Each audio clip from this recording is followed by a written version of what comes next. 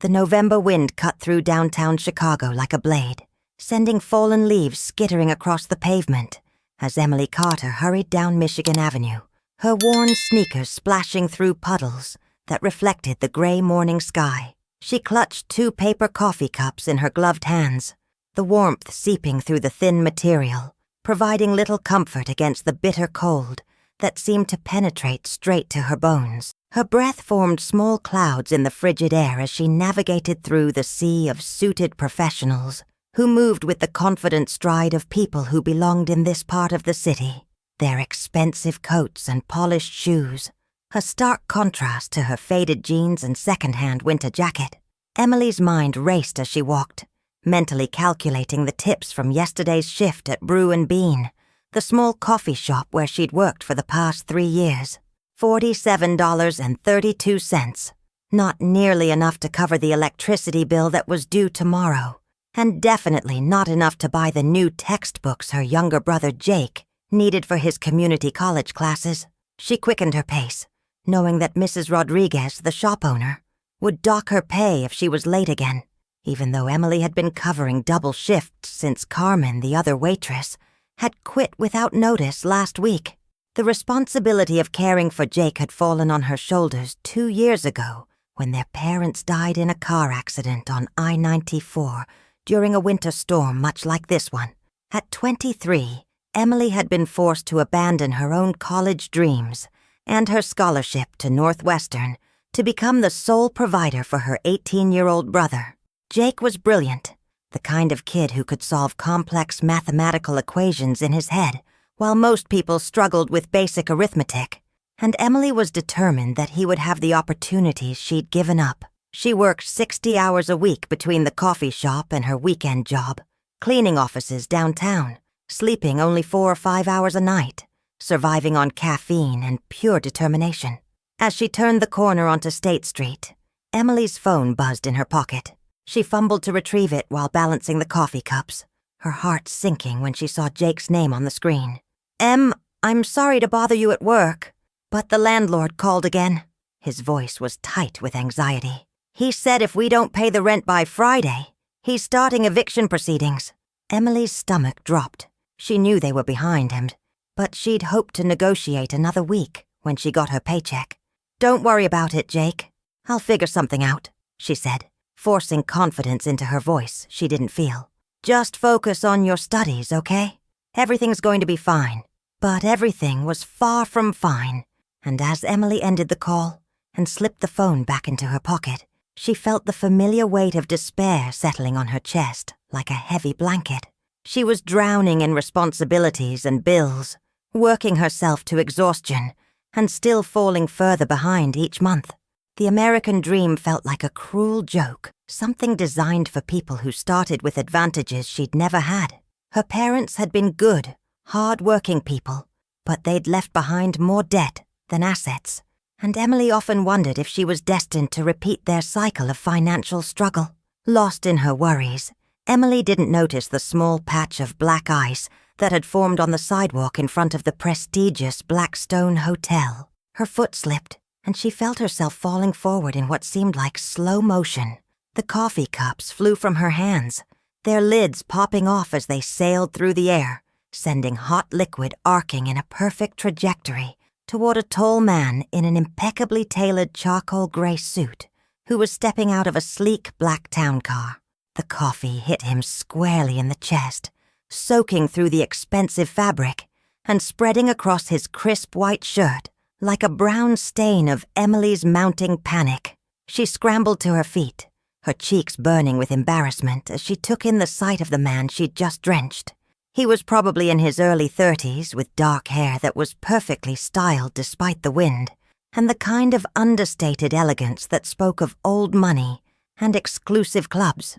His suit probably cost more than Emily made in 3 months, and she could see her reflection in his polished leather shoes as she stood there, mortified.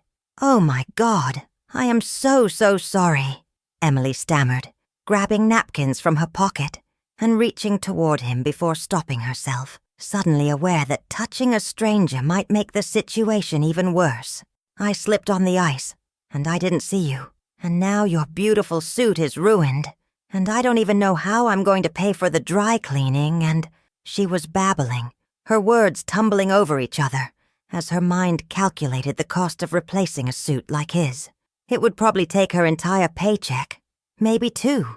The man looked down at his coffee-stained chest, then back at Emily, and for a moment she expected him to explode with anger or demand that she pay for damages she couldn't afford. Instead, something unexpected happened. He smiled, not the cold, dismissive smile she'd grown accustomed to from wealthy customers at the coffee shop, but something genuine and almost amused. "It's all right," he said, his voice carrying a slight warmth that contrasted with his formal appearance. "Really, it was an accident." Emily stared at him in disbelief. In her experience, rich people didn't react calmly to having their expensive clothing ruined by clumsy waitresses. They usually demanded to speak to managers, threatened lawsuits, or at the very least made sure you knew exactly how much your mistake had cost them.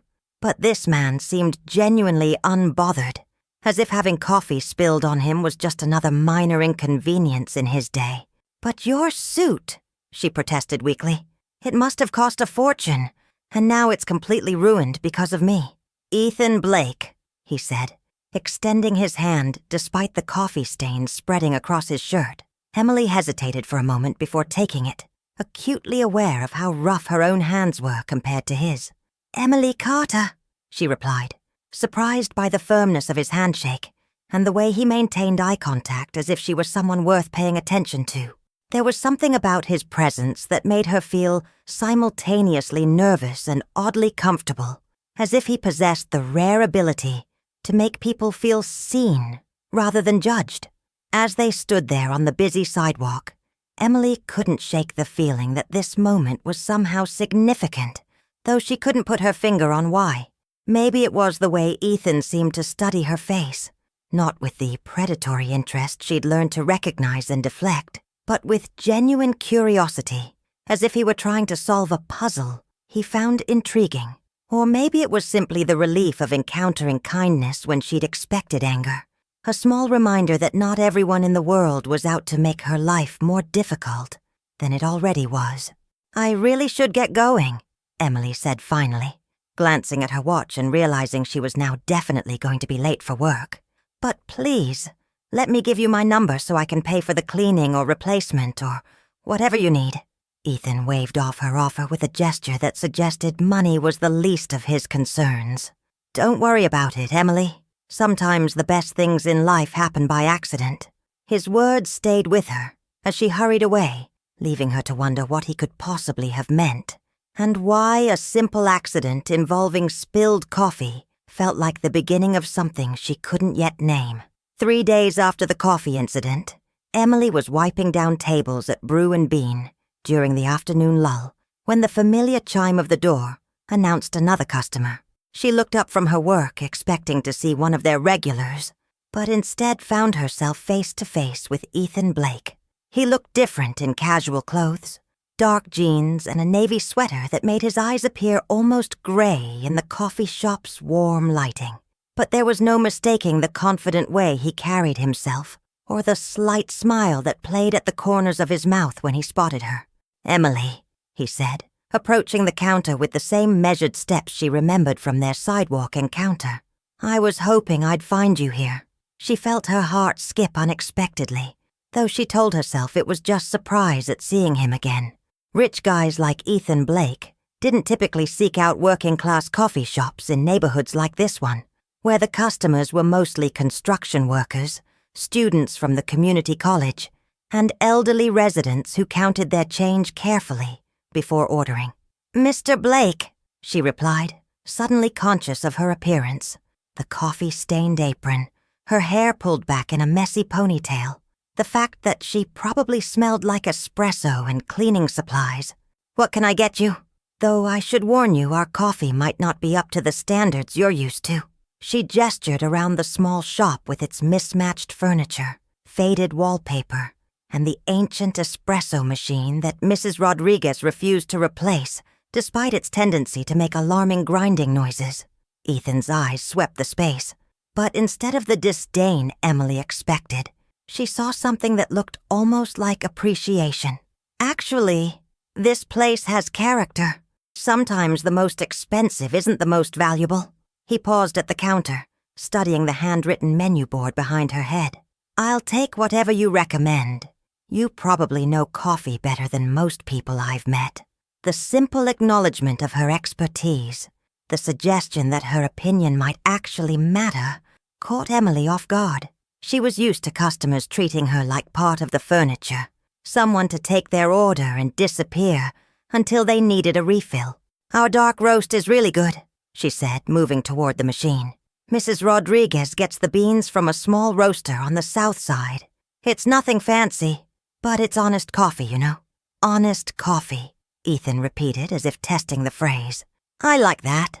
He watched her work, noting the efficiency of her movements, the care she took in preparing his drink, even though it was just a simple cup of coffee.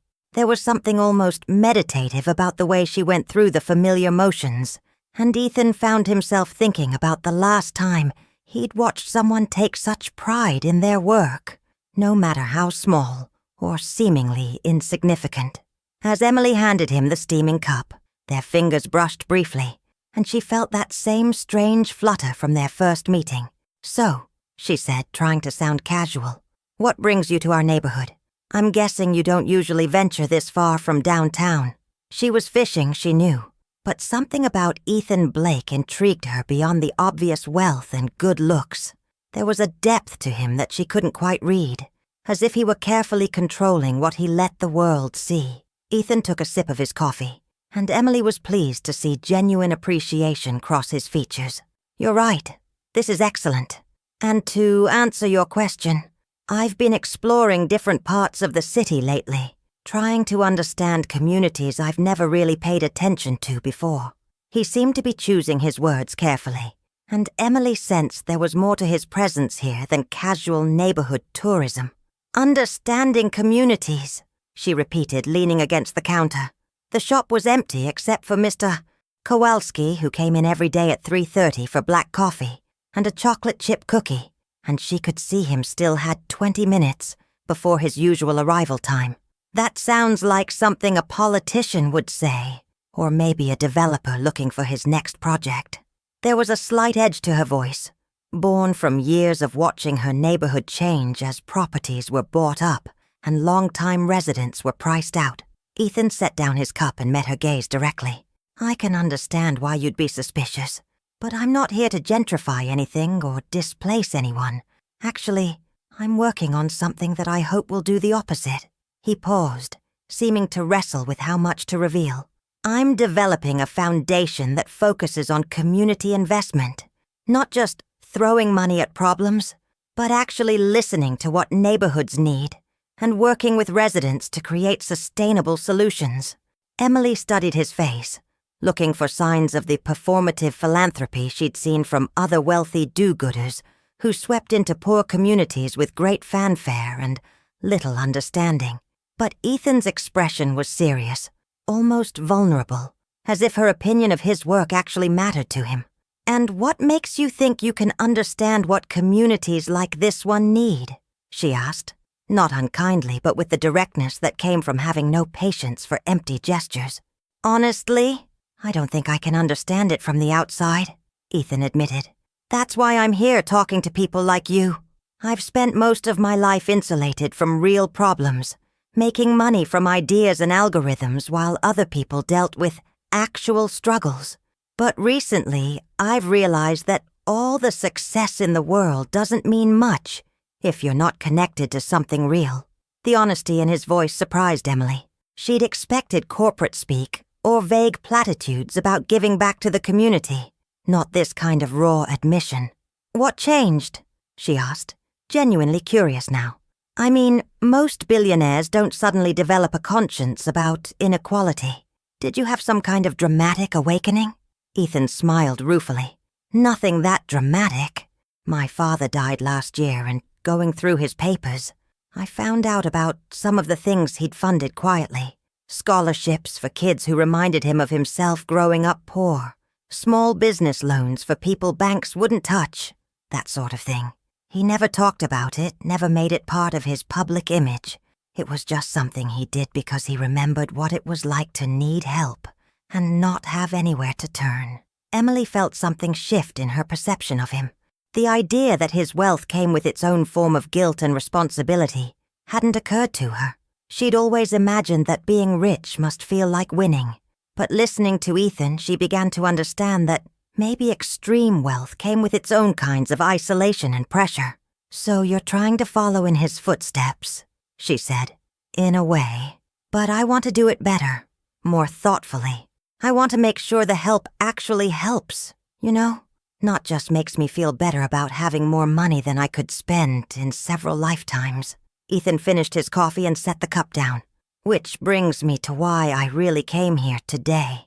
I have a proposition for you, Emily. Something that might sound crazy, but I hope you'll at least consider it." Emily's stomach tightened with suspicion. In her experience, propositions from wealthy men rarely ended well for working-class women. "What kind of proposition?" she asked carefully, taking a step back from the counter. "I need someone to help me with this foundation project. Someone who understands what it's really like to struggle, who won't let me make assumptions or waste money on things that look good on paper but don't work in practice. I need someone authentic, someone who'll tell me the truth even when it's not what I want to hear." Ethan's voice was steady, but Emily could see the uncertainty in his eyes, as if he wasn't sure she'd take him seriously. "And you think that someone is me?" Emily laughed, but not unkindly. "Mr. Blake, I appreciate the offer, really I do. But I'm a high school graduate who works 60 hours a week just to keep a roof over my brother's head. I don't know anything about running foundations or managing wealthy people's guilt projects." "That's exactly why I need you," Ethan said.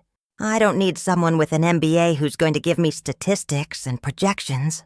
I need someone who knows what it feels like to choose between paying the rent and buying groceries. Someone who understands that for most people, one unexpected expense can destroy everything they've worked for." His words hit closer to home than Emily was comfortable with, and she wondered how much he'd guessed about her situation. The door chimed again, and Mr. Kowalski shuffled in right on schedule, nodding to Emily as he made his way to his usual table by the window. She was grateful for the interruption, needing a moment to process what Ethan was offering. As she prepared the old man's usual order, her mind raced through the implications. A job with better pay could solve so many of her problems, could give Jake the stability he needed to focus on his studies, could maybe even allow her to dream again about her own future. But it could also be too good to be true. The kind of offer that came with strings attached and expectations she couldn't meet. Emily had learned to be wary of rescue fantasies, of the idea that someone else could swoop in and fix her life. She'd seen too many people get their hopes up only to be disappointed when reality didn't match the promise. As she returned to where Ethan waited patiently, she realized she was standing at a crossroads that could change everything, and she had no idea which path would lead to salvation and which would lead to heartbreak. 2 weeks later, Emily found herself in a glass-walled conference room on the 38th floor of Blake Industries, staring out at a view of Chicago that made her feel like she was floating above the city she'd always seen from street level. The lake stretched endlessly to the horizon, its surface reflecting the late afternoon sun like scattered diamonds, while below, cars moved through the streets like toys in an elaborate model. She'd never been this high up before, never seen her world from this perspective, and the experience was both exhilarating and deeply unsettling. Despite her initial reservations, Emily had accepted Ethan's offer after a sleepless night of weighing her options. The salary he'd proposed was more than she made at both her jobs combined, enough to not only catch up on their debts, but to start building some security for the first time since her parents' death. More importantly, Jake had been thrilled when she'd told him about the opportunity, his face lighting up with a pride she hadn't seen since their parents' funeral. "Em, this is amazing," he'd said, wrapping her in one of his rare hugs. "You deserve something good for once." The transition hadn't been entirely smooth. Emily felt out of place in the sleek corporate environment, surrounded by people who spoke in acronyms and wore clothes that cost more than her monthly rent. The other Foundation team members were polite, but clearly puzzled by her presence, treating her with the careful courtesy reserved for someone whose role they didn't quite understand. She could see the questions in their eyes. What qualifications did this coffee shop waitress have that made her worth consulting on million-dollar community investment strategies? But Ethan had been patient and supportive, including her in every meeting and asking for her input on everything, from grant application processes to site selection for potential projects. He seemed genuinely interested in her perspective, and Emily slowly began to realize that her lack of formal education was actually an asset in this context. While the other team members spoke about communities in abstract terms, demographic data and economic indicators, Emily could translate their proposals into real-world impact on actual families. The child care component is crucial, Emily was saying during their weekly planning meeting, pointing to a presentation slide about a proposed community center in Humboldt Park. But you can't just assume that offering daycare during business hours will solve the problem. A lot of the parents in that neighborhood work multiple jobs with weird schedules. Second shift, weekend work, overnight cleaning crews. If you're only open 9 to 5, you're not helping the people who need it most. David Martinez, the Foundation's program director, nodded thoughtfully. That's a really good point, Emily. How would you suggest we structure it? Emily appreciated that he'd stopped looking surprised when she offered insights that no one else had considered. Over the past 2 weeks, she'd proven herself knowledgeable about the practical realities of low-income life in ways that went far beyond her personal experience. Community partnerships, Emily replied without hesitation. Instead of trying to be everything to everyone, work with existing daycare providers, maybe help them expand their hours or offer subsidies for overnight care, and involve the parents in planning.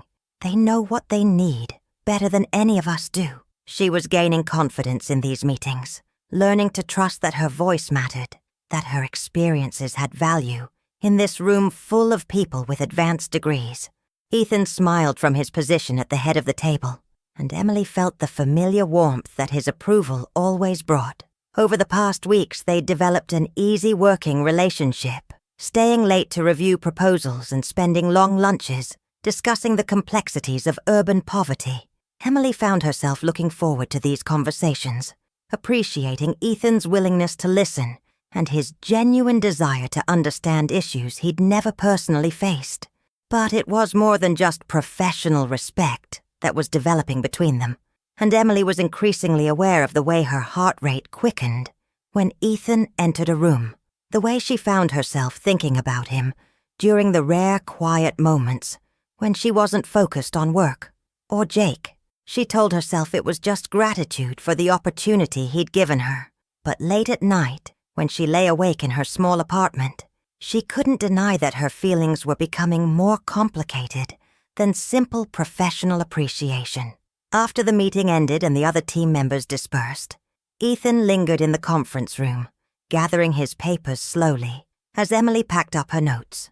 "You were brilliant in there," he said, his voice carrying a warmth that made Emily's cheeks flush. "The way you think about these issues, the practical wisdom you bring, it's exactly what this foundation needed."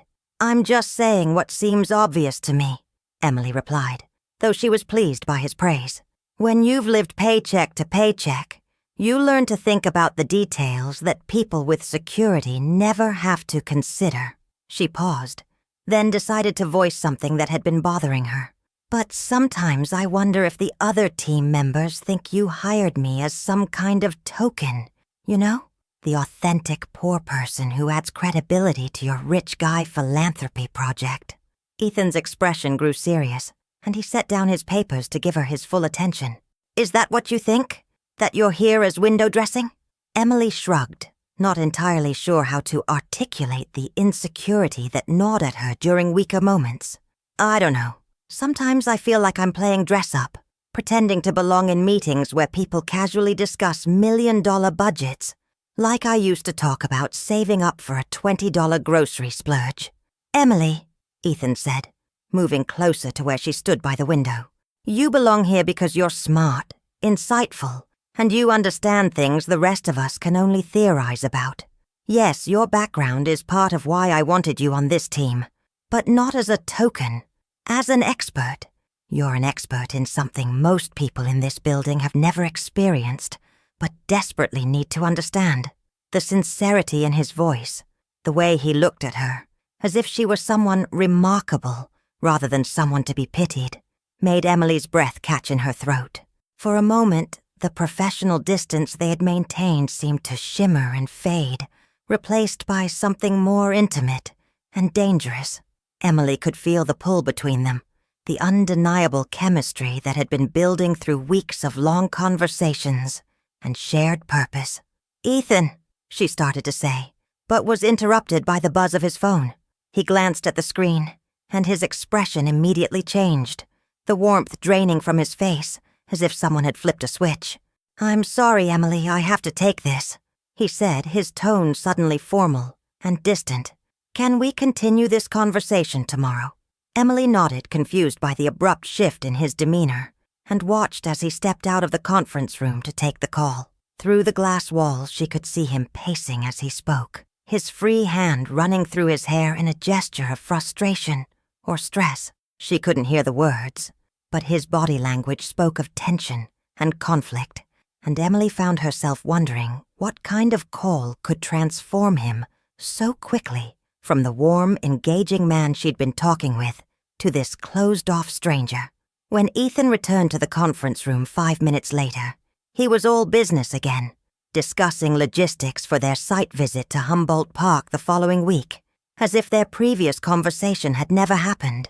Emily played along, but she couldn't shake the feeling that something important had shifted, that whatever that phone call had been about, it represented a part of Ethan's life she knew nothing about.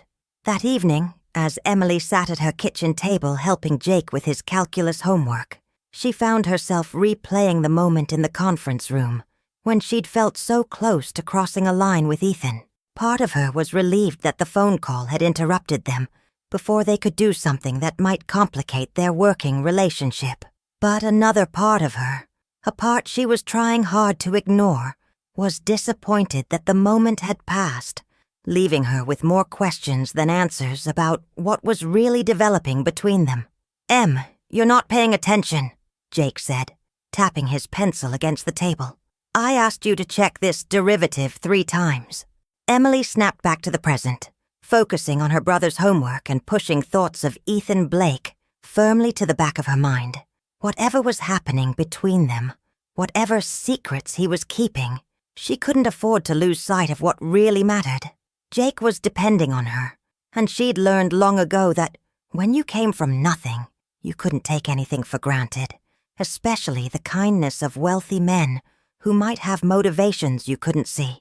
But as she helped Jake work through the complex equations, Emily couldn't entirely silence the voice in her head that whispered, maybe, just maybe, some good things in life didn't come with hidden costs. Maybe Ethan Blake was exactly who he appeared to be, and maybe she deserved something wonderful for once.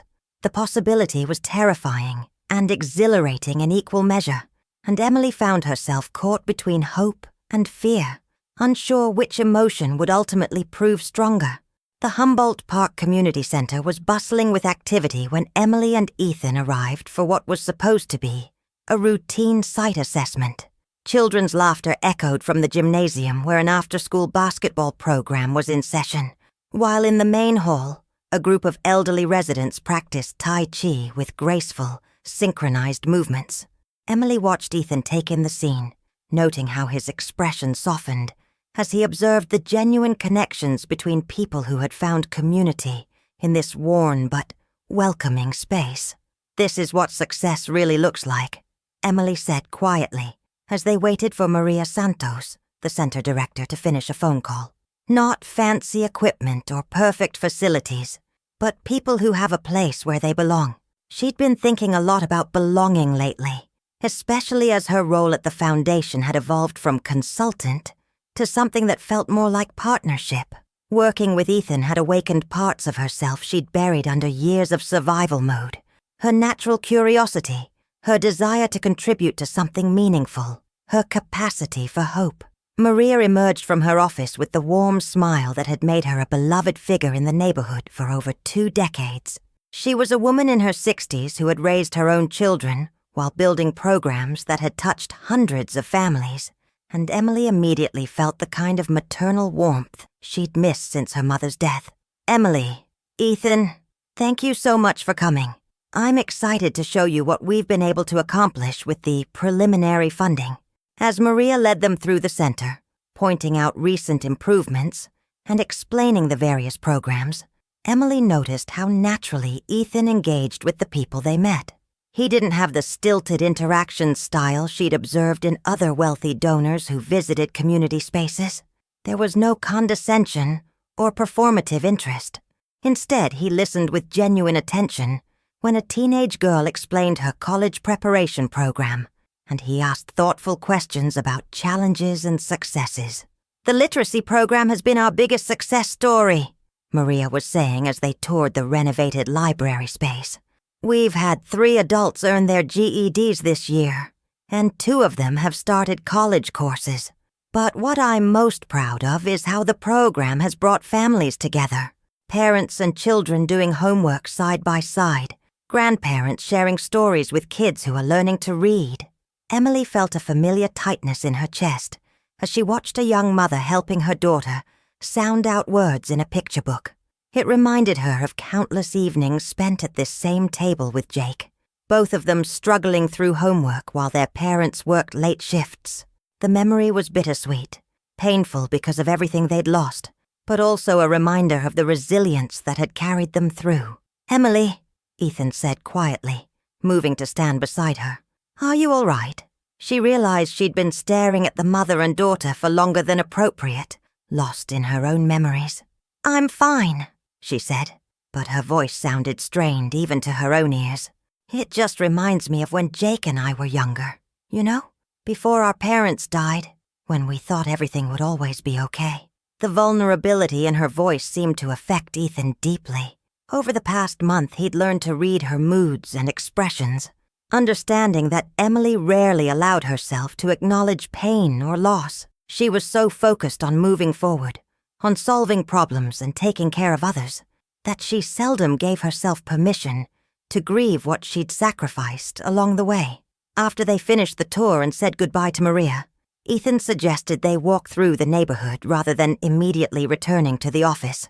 Emily agreed, grateful for the chance to decompress before diving back into foundation business. They strolled down tree-lined streets, where kids played on front porches, and the aroma of home-cooked meals drifted from open windows, creating an atmosphere that felt worlds away from the corporate environment they'd both become accustomed to. "Can I ask you something?" Ethan said as they paused at a small park where families were enjoying the late afternoon sunshine. "What happened to your college plans? I know you mentioned giving up a scholarship, but you've never talked about what you actually wanted to study." The question caught Emily off guard, partly because it had been so long since anyone had asked about her dreams rather than her immediate responsibilities. "Social work," she said after a moment. "I wanted to be a social worker, maybe eventually get a master's degree in community development. I had this idea that I could help families navigate systems that seemed designed to keep them stuck." She laughed softly, but there was sadness in the sound. "I guess in a weird way, I'm doing something similar now, just without the formal education I thought I needed." Ethan stopped walking and turned to face her. "Emily, why didn't you tell me this before? We could arrange for you to take classes, maybe through an online program or evening courses. The foundation could even pay for it as professional development."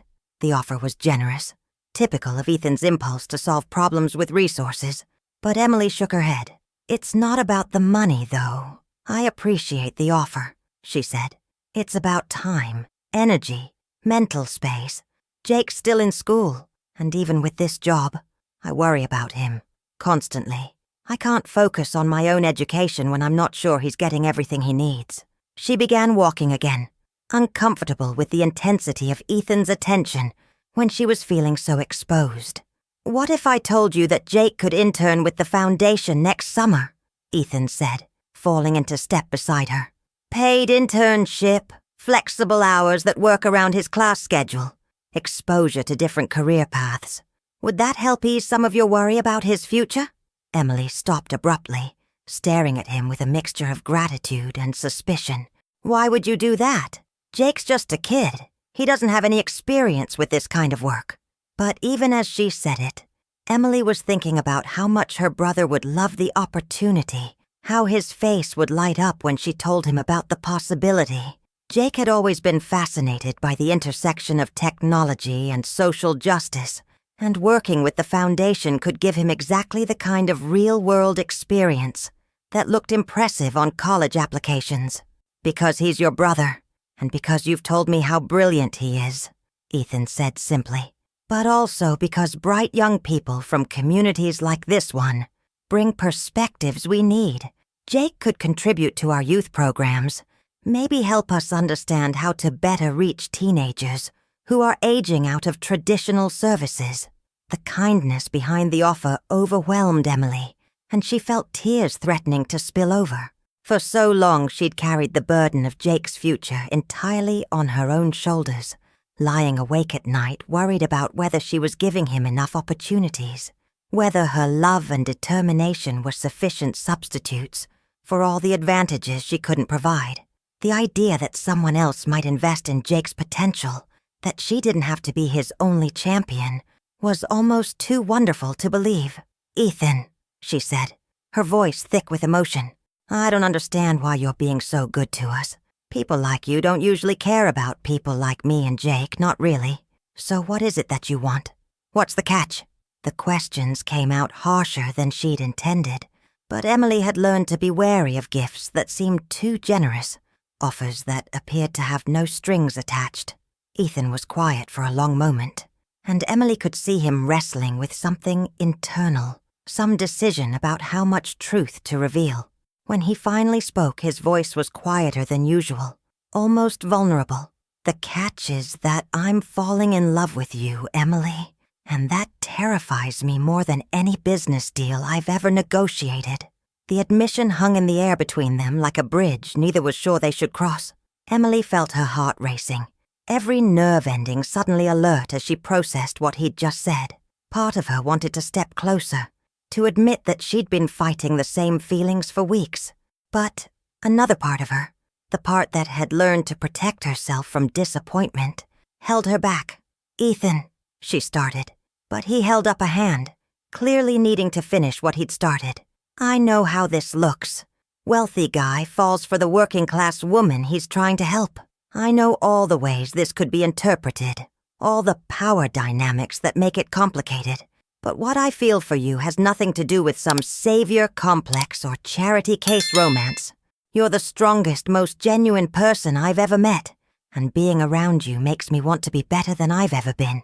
Emily searched his face, looking for signs of the performative emotion she'd witnessed in other wealthy men who confused their own generosity with love. But what she saw in Ethan's eyes was raw honesty, the kind of vulnerability that couldn't be faked or manufactured for effect. He was taking a real risk in telling her this, opening himself up to rejection in a way that probably felt foreign to someone accustomed to controlling outcomes. I'm scared, Emily admitted, the words escaping before she could stop them. I'm scared that this is all some kind of fantasy, that I'll wake up tomorrow and everything will disappear. The job, the possibility of helping Jake, whatever this is between us.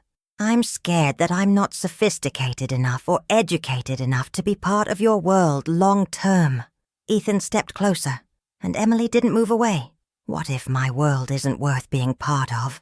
He said. What if what I really want is to be part of yours?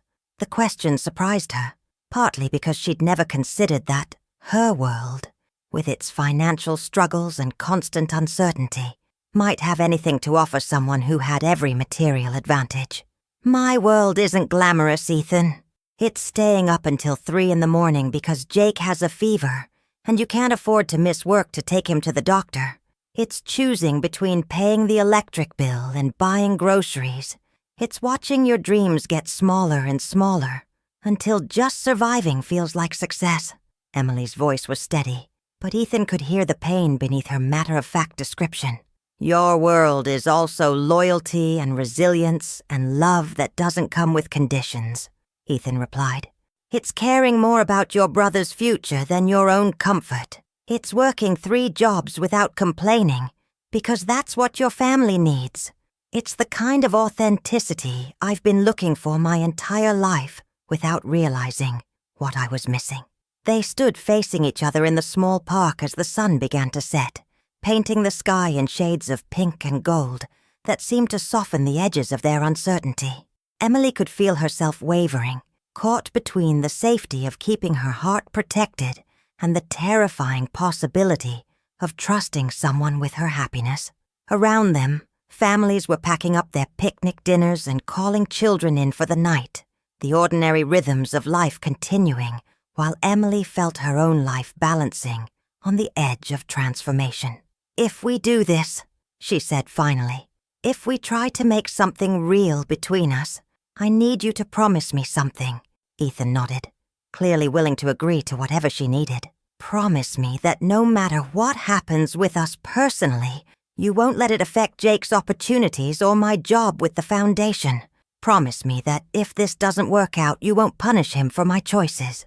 The fact that her first concern was still for her brother's welfare, even in this moment of potential personal happiness, only reinforced Ethan's conviction that Emily Carter was unlike anyone he had ever known. I promise, he said solemnly. Jake's future is secure, regardless of what happens between us. And Emily, I'm going to do everything in my power to make sure this does work out. As if drawn by forces beyond their control, they moved closer until Emily could feel the warmth of Ethan's breath against her forehead. I'm still scared, she whispered, but her hands were already reaching for his, their fingers intertwining with the natural ease of 2 people who belong together. So am I, Ethan admitted, lowering his head until their foreheads touched. But I think maybe the best things in life are supposed to be a little scary. And then he was kissing her, soft and gentle at first, then with growing intensity as Emily melted into his embrace. It was a kiss that tasted like possibility and felt like coming home, a moment of perfect clarity in the midst of all their uncertainties. When they finally broke apart, both breathing heavily, Emily looked up into Ethan's eyes and saw her own wonder reflected back at her. Maybe love wasn't supposed to make sense, she thought.